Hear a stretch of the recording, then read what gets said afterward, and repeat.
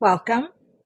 My name is Megan Norris, and I am a graduate student at American College of Education, pursuing my master's degree in educational technology. Today, I'm going to be sharing with you the outcome of my evaluation of Long Beach Unified School District, the district that I work for, its efforts to meet the goals of the National Educational Technology Plan.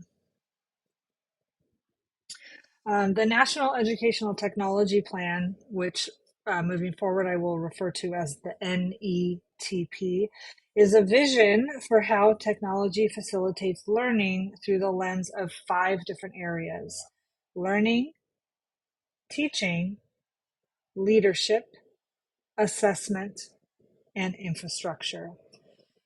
This plan describes how stakeholders from each area can best support the use of technology in the classroom.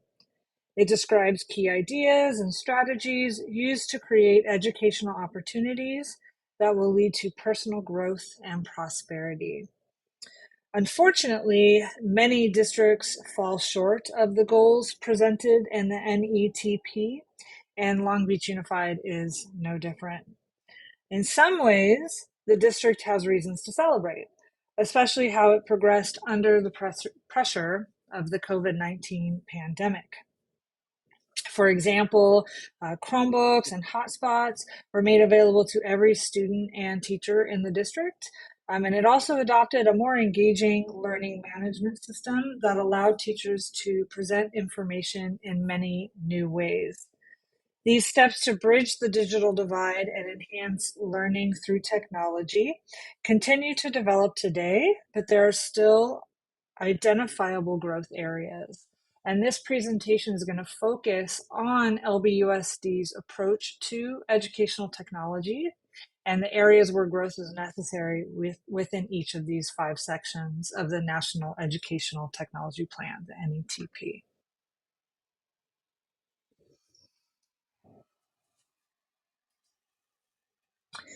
So we will begin with the first section, which is learning. And the goal of the learning section of the NETP is for all learners to have engaging and empowering learning experiences in both formal and informal settings that prepare them to be active, creative, knowledgeable, and ethical participants in our globally connected society. When evaluating my own site within LBUSD, Hamilton Middle School, and its ability to meet this goal, I examined the following criteria: what people need to learn, technology-enabled learning and action, the future of learning technologies, bringing equity to learning through technology, and providing technology accessibility for all learners. I identified what I call the celebrations, which are areas that I view to be positive steps for the district, and areas of growth, which are areas that I think LBUSD needs to re-examine, reevaluate. I assigned each of these criteria, the five criteria, a rating, and the rating is based on a scale of 1 to 5. One is the lowest, and the area that I feel LBUSD and Hamilton need to focus on most when considering instructional technologies and how it is implemented. On average, I would rate Hamilton at a 2.4 in its ability to meet the goal of the learning section of the NETP. I do observe learners who participate in rigorous student-driven environments, but they would benefit from instructional technology that is used in meaningful ways. I do believe the best practice for LBSD at this point to meet the learning section goal is to require implementing educational technology resources that use universal design to make learning equitable and accessible. The next section I focused on is teaching. And the goal of the teaching section of the NETP is for educators to be supported by technology that connects them to people, data, content, resources, expertise, and learning experiences that can empower and inspire them to provide more effective teaching for all learners. When evaluating Hamilton's ability to meet this goal, I examined the following criteria: roles and practices of educators in technology-supported learning, connected educators rethinking teacher preparation, and fostering ongoing professional learning. After identifying, again, the celebrations and areas of growth, the average rating on that 1 to 5 scale that I would assign Hamilton in its ability to meet the goal of the teaching section of the NETP is 2.5. Teachers are encouraged to collaborate with their peers and participate in voluntary professional development, but many of them prefer practices of the past over any kind of new innovations. I think the best way to address this issue is for individual school sites to utilize and support experts within their staff who can use time meant for professional development to share the benefits of emerging technologies with others.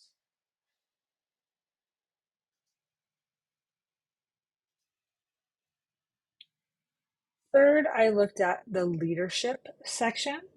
And this section of the NATP, the goal is for there to be an understanding of technology-enabled education within the roles and responsibilities of education leaders at all levels and set state, regional, and local visions for technology and learning. When evaluating Hamilton's ability to meet this goal, I examined the following criteria: collaborative leadership, personalized student learning, robust infrastructure, personalized professional development, and implementation is key. After identifying, again, the celebrations and areas of growth for this section, the average rating I would assign Hamilton and its ability to meet the goal of the leadership section of the NETP is 2.4. LBUSD did collaborate with stakeholders to develop a vision for the district, but it doesn't have an updated technology plan. The current technology plan that is in place is from 2009, so it is 14 years old and needs a refresh. A structured current technology plan should really be the number one priority for Long Beach Unified.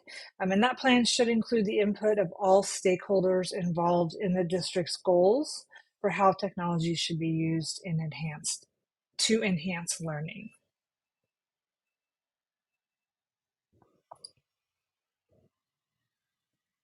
Looking at the assessment section of the NETP, the goal is for there to be an education system that will leverage the power of technology to measure what matters and use assessment data to improve learning at all levels. And when evaluating Hamilton's ability to meet this goal, I examined the following criteria: approaches to assessment, using assessment data to support learning, how technology transforms assessment, and the future of technology-based assessment. After identifying the celebrations and areas of growth, as I did with the other sections, the average rating I would assign Hamilton in its ability to meet the goal of the assessment section of the NETP is 3.6, which is the highest rating I gave to any of the NETP sections. State and district mandated technology-based assessments offer opportunities for enhanced question types, but many still follow the traditional format of multiple choice, short answer, and essay writing. The assessment section is LBUSD's strongest area because of the way it administers district-wide assessments and how teachers are encouraged to use data as a means of driving instruction. So the current practices are an area of strength for LBUSD, but district investments in future test structures should include formats outside of the traditional, like project-based, virtual reality, or gamified assessments. And finally, I looked at the infrastructure section. So the infrastructure section goal is for all students and educators to have access to a robust and comprehensive infrastructure when and where they need it for learning. For this section and the evaluation of Hamilton's ability to meet the goal, I examined the following criteria: universal connectivity, high quality digital learning content, responsible use policies, protections for student data and privacy, and device and network management. So after looking at those celebrations and areas of growth, the average rating that I would assign Hamilton is 2.8. LBSD has a solid approach to access and data privacy, but it really needs to focus on the aspects of infrastructure that support diversified learning paths. A step the district can take to tackle this issue is for administrators and leaders to consider the value of open educational resources, or OERs, and how they are going to promote innovative and creative opportunities for all learners.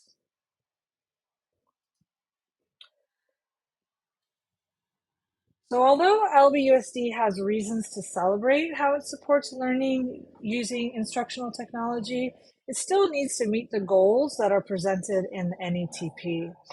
The best place for the district to start, in my opinion, is to collaborate with educational partners to develop an updated district-wide technology plan, because that's going to create a shared set of expectations and practices for everyone.